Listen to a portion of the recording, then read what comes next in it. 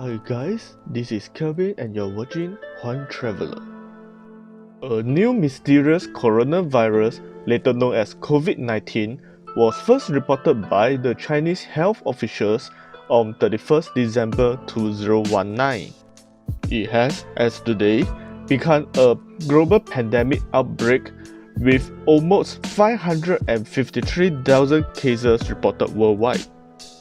On 24th March 2020, the Ministry of Health of Singapore announced stricter safe distancing measures to reduce the risk of local spread of COVID-19 in Singapore.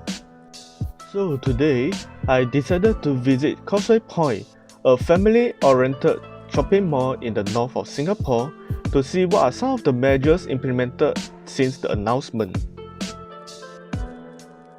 When I arrived at Causeway Point, I did not feel any changes at first as it still looks as crowded as any other Friday night in the mall.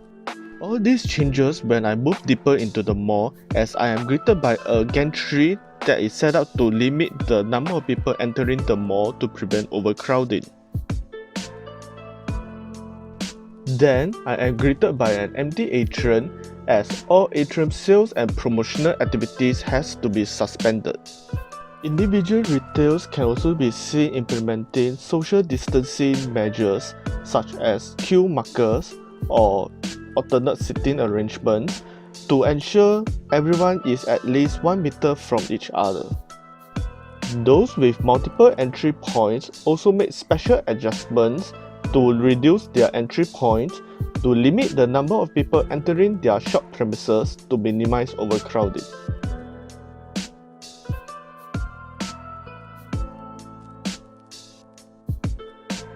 And finally, in some cases, you are required to undergo temperature screening before you are allowed to enter their shops.